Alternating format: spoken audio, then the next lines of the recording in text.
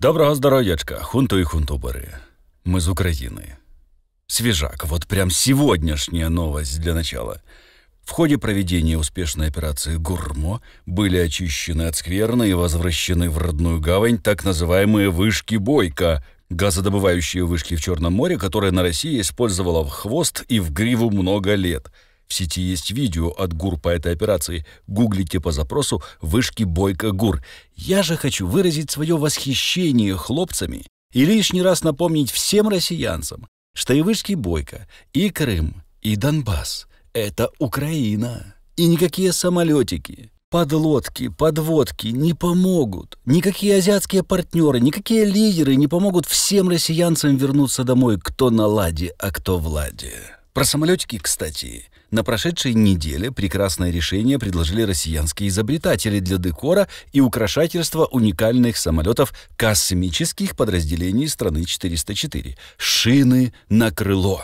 Тут плюсов, безусловно, больше, чем минусов. Во-первых, это дешево. Использованных покрышек в россияне гораздо больше, чем использованных самолетов. Во-вторых, это красиво. В-третьих, это выгодно. Зимой в полости покрышек можно собирать снег, а затем вытапливать из него чистейшую воду, которую потом можно продавать в магазинах как прошедшую предполетную подготовку, например. Или вообще назвать ее «слеза самолета». И тогда стоимость такой бутылочки можно поднять до тех небес, до которых многие тамошние самолеты уже не поднимутся никогда по причине наличия ржавчины во всех отсеках и отсутствия серого вещества у летного состава. Летом в эти покрышки можно высадить красивые георгины и астры. Они скроют не только неровности ландшафта, но и вообще наличие самолетов под ними.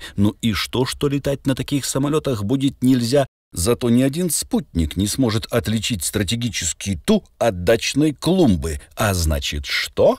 Правильно, никакая НАТО уже не нападет. Зачем НАТО клумба? Согласитесь, это же на самом деле гениально.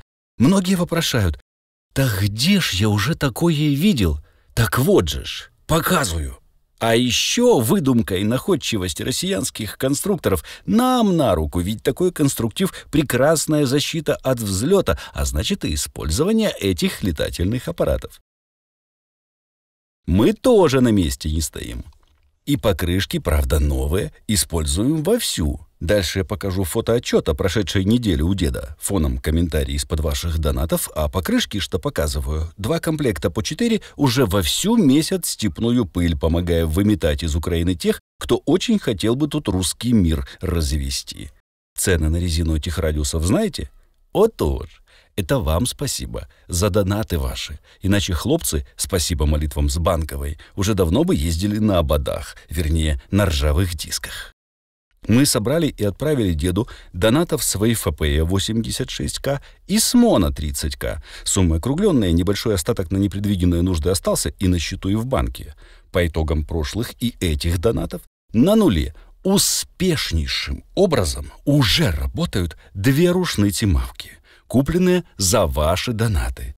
3-ю мавку возьмем за донаты с прошлой недели, и если первые 2 работают в обычных, насколько это понятие вообще можно применить к нашим воинам, подразделениях, то вот 3-я поедет делать неприятности в район, в котором россиянцы вообще этого не ожидают. Я даже намекать не буду, где это. Все равно об дело каменным нужно приготовиться по всем фронтам к тому, что вслед за вышками Бойко, вслед за неуклонным нашим наступлением, вслед за Крымским мостом, который пока не добиваем, чтобы потом не вывозить весь этот сброд из Крыма за счет Украины, а не потому, что не можем достать. Так вот, следом за всем этим мы зайдем в Крым, и будет это не так пафосно, как ихнее СВО на Киев, а гораздо эффективнее. А чтобы хлопцам было сподручнее передвигаться, на прошлой неделе уехало на ноль 2 ежакомобиля, полностью доведены до ума и готовы к выполнению и исполнению. Не смотрите, что они невзрачно выглядят. Те, которые выглядят взрачно, и стоят так же. А нам важно было, чтобы они взрачно ездили и перевозили за те деньги, которые у нас бывают в наличии. Ведь это только во влажных роликах блогера з Банковой держава забезпечує, а на деле держава хорошо, если не мешается промеж колес. И на том спасибо. Все фотки будут просто по ходу ролика показаны, иначе я еще неделю буду этот ролик собирать. Там на фотках вы увидите трофейную рацию в музее у деда. Так вот, она свое отработала, прежде чем в музей попасть. Какое-то количество некрасивых стали слегка хорошими, но большая часть получила бесплатные билеты на концерты Кобзона. Здоровья им там. Еще 70 комплектов термобелья плюс отличные носки от Наты развезены по располагам, но это цветочки из прошлых донатов и закупок. А по новым что-то никак придумать не можем. Ничего вменяемого не видно на рынке. Виктор, я видел ваш комментарий на ТГ-канале про термуху. Отдал контакты деду, если что, он свяжется, хорошо?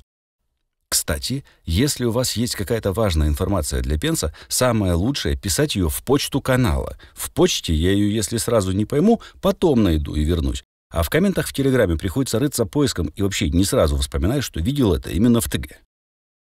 Но вот с видением чего на прошлой неделе проблем не было, так это с провальным голосованием по открытию электронных деклараций наших вечно новых зеленых лиц. Зеленых не потому, что природа-френдли, а потому что френдли Плиснева.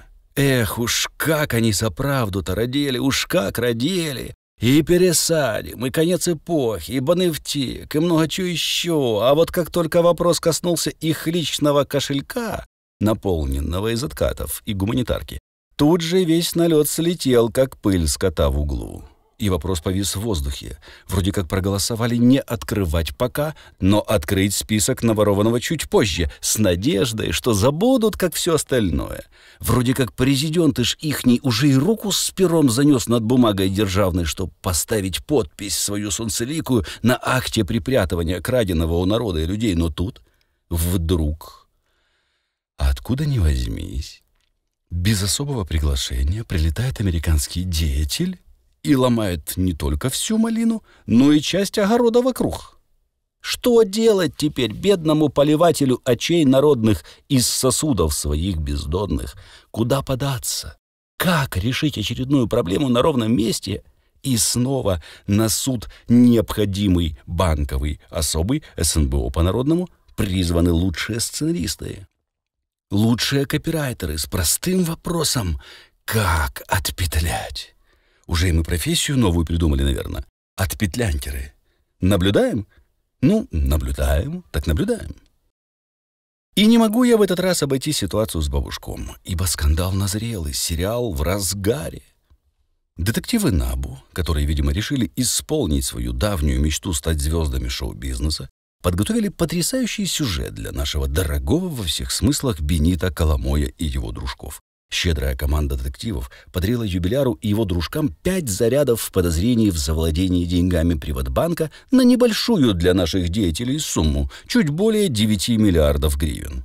Вот это сценарий для вечеринки в стиле «поржем так поржем», а? Для многих это стало новостью.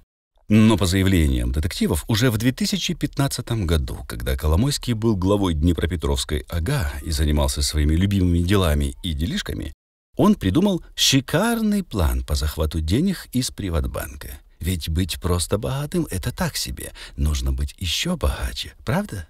Итак, Бабушок разработал план, как увеличить свою долю в банке и финансировать свои потребности за счет чужих денег. Ну и ладно, кто не мечтает о таком? Вон его внучек тоже мечтал. Что такого, скажете вы? План оказался прост, как лексикон Коли Котлеты. Нужно было заставить банк перевести копеечную для бригады сумму в 9,2 миллиарда гривен на офшорную компанию под предлогом выкупа своих облигаций по завышенной цене. А потом, чтобы прикрыть следы, Игорёша и его команда решили перевести еще 446 миллионов гривен на счета своих подельников, представив это как операции по купле-продаже ценных бумаг.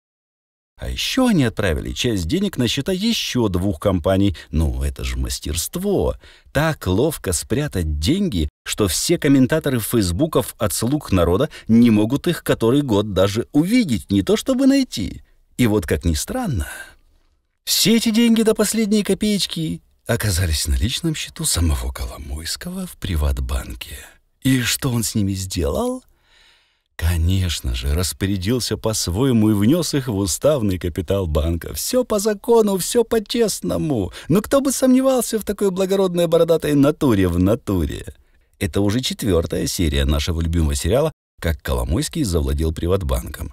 Бабушка подозревают в мошенничестве и отмывании денег. Его арестовали на 2 месяца. И что вы думаете себе?